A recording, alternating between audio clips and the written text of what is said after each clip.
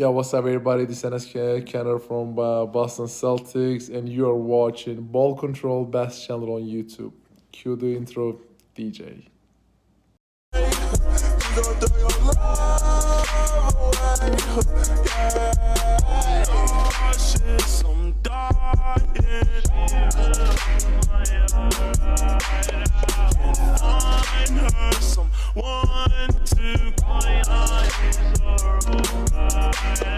What's good? BALLCONTROL.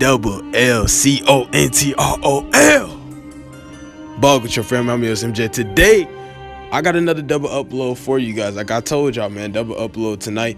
And this is for all my little Celtics fans. I'm not saying like nobody outside of Celtic Nation can't be in here. You could be in here. You could watch the video. You can have your opinion on our team, even though you're not a fan. You're always welcome. Everybody on the outside is always welcome to the channel, man. Join the alumni, man. If you want to join the Ball Control alumni, all you got to do is go down there, hit the sub button, hit the like button, and just comment, be active on the videos, man. Don't take too much time out of your day. All right? So do me that solid favor. I'm going to be dropping IRL content later this year. Basketball videos, contests, challenges, all types of stuff. You name it. This is the place to be if you love the sport of basketball. This is not just the NBA channel and news channel. So if you want more than that, hit the sub button, hit the like button. I'm going to be dropping content all 2020. Despite what's going on, I'm going to keep delivering bangers, and I'm going to keep delivering content. Now, with all that being said, let's hop into this video. Celtics fan, gather around. Let's talk about our Celtics. Now, everybody knows that this Boston Celtics, we're sitting at the 3rd seed in the Eastern Conference. We're only 3 games back from Toronto, and it's all going to dictate these 8 games that we play. And if the playoffs started today, we play Philly. But if we can advance to 3rd, then we get, Indy. Now, regarding the Boston Celtics, there's a lot of questions we need to figure out. Not only we need to figure out who's even going to Orlando, we need to figure out what a lot of our players, mainly Gordon Hayward, is going to do in free agency, is whether he's going to pick up the contract.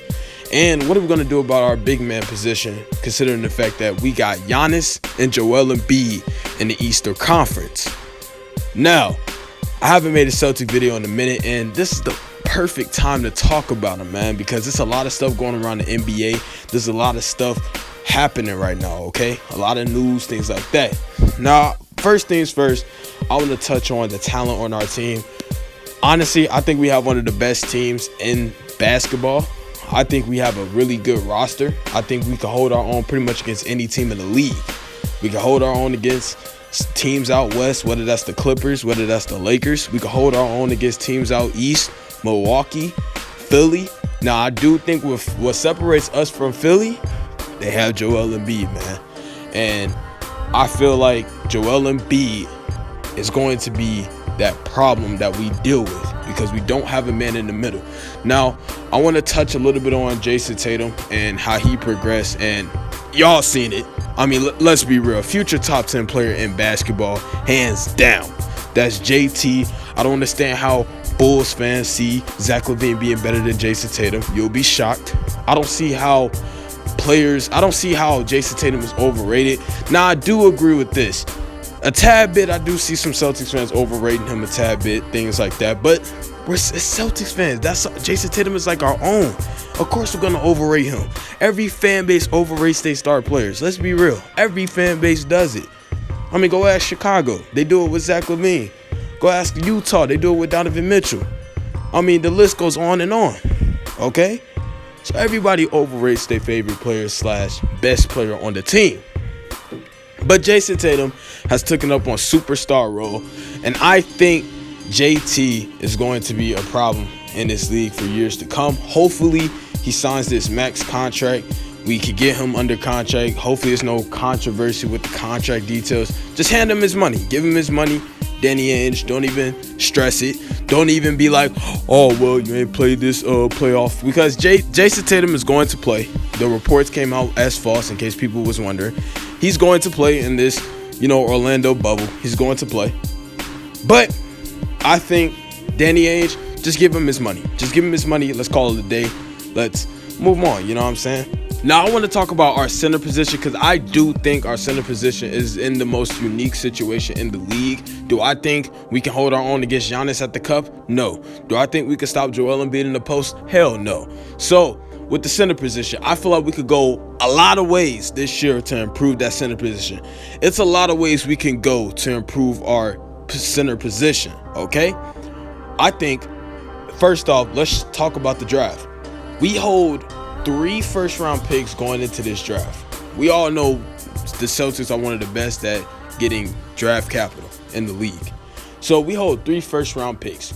We got the coveted Memphis Grizzlies pick, which is top 5 protected, I want to say, or top 10 protected. It's one of those two.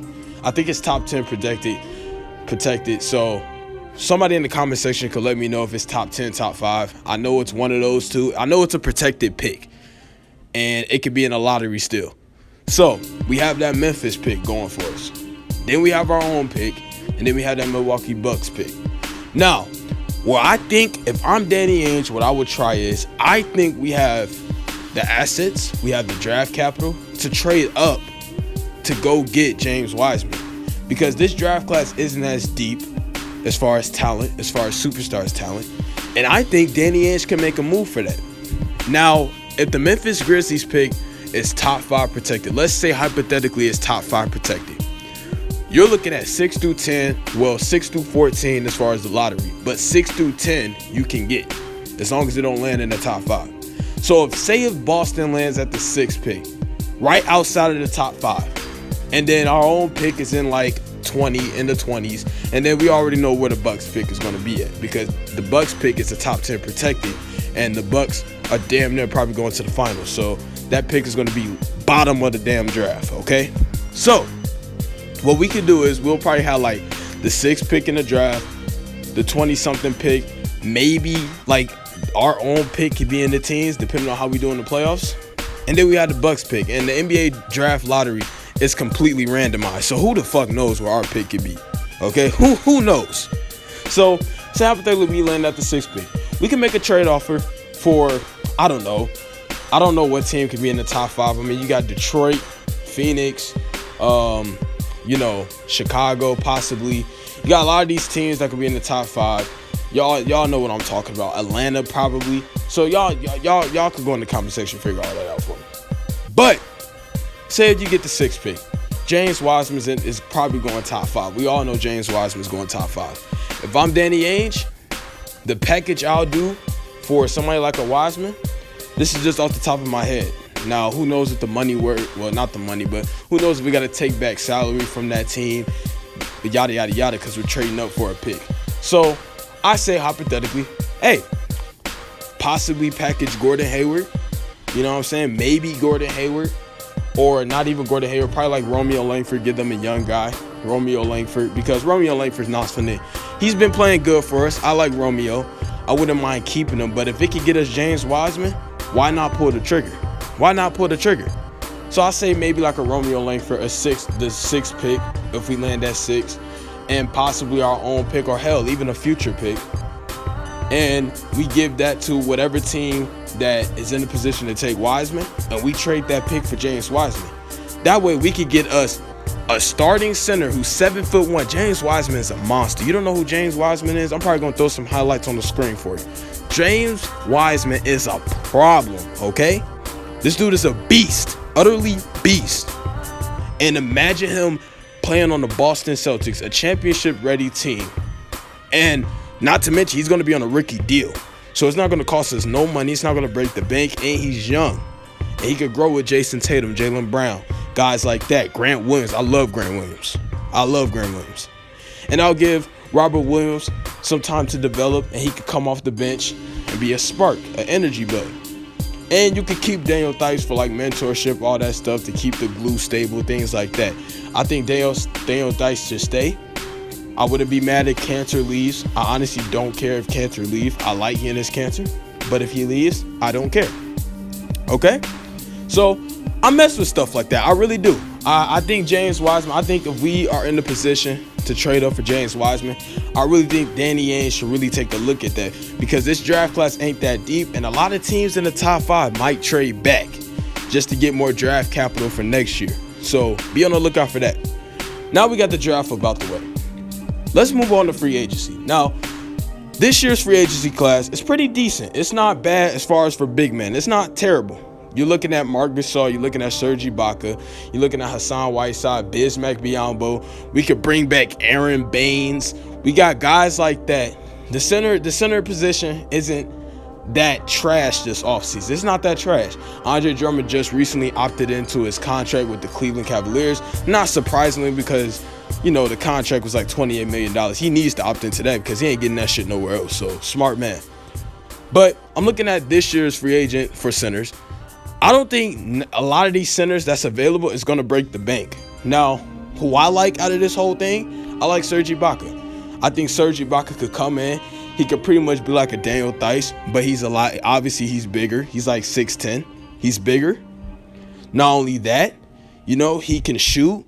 He's one of the best rim protectors in the league, and he can help against Joel Embiid. He can help against Giannis at the rim, things like that. It's Serge Ibaka. Serge, I block you. So I like Serge Ibaka. Obviously, I would not mind if we bring back Aaron Baines. We all know what Aaron Baines did for us last year and what he's doing this year. Knockdown shooter. He's strong as hell. He can protect the paint. He can play some defense. He can pass. He can do it all. He can do everything you want in a big man in the center. And then I like Marc Gasol. Marc Gasol is another person. Y'all saw how much weight he lost? Come on, man. Marc Gasol was a former defensive player of the year. He knows how to play defense. He can protect the paint. He's somebody that we need for Joel Embiid. Go look at some clips with Marc Gasol on Joel Embiid for defense. He's one of the few Joel Embiid stoppers. He also helped against Giannis when Giannis tried to get to the rim when the Raptors made that championship run. When they had to play the Bucks, Marc Gasol was a huge key factor in that. So I think Marc Gasol wouldn't be bad. He wouldn't cost that much. Probably like throw him a 1 year, like $10 million contract, $8 million contract. He won't cost a lot. He won't break the bank. A lot of these centers is not going to break the bank. So I like Aaron Baines to come here. I like, Serge Ibaka, Marc Gasol. I like those 3-4s for free agency. And I really do think those would be good key additions. Now, with all that being out the way, now I'll say the best for last because I think this is going to be controversial. Gordon Hayward. So say we miss out on free agency for centers. Say we don't get James Wiseman. What do? Do we trade Gordon Hayward?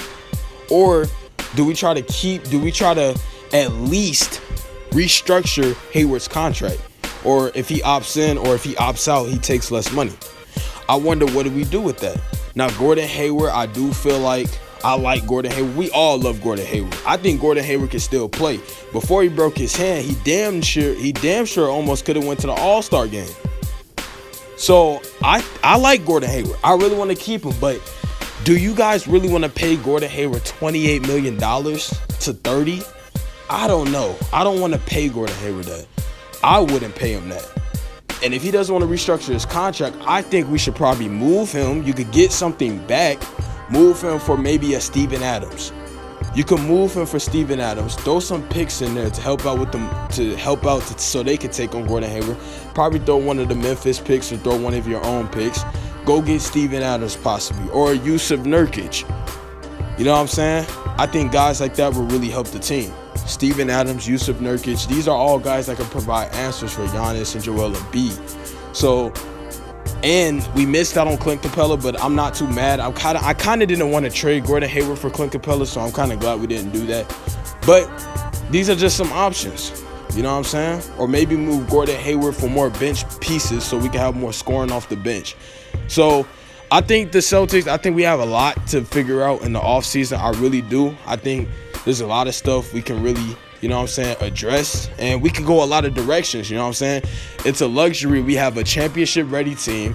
We have draft picks, so if we need to make a move, we got picks. We got some young guys that isn't terrible, that can provide for a team.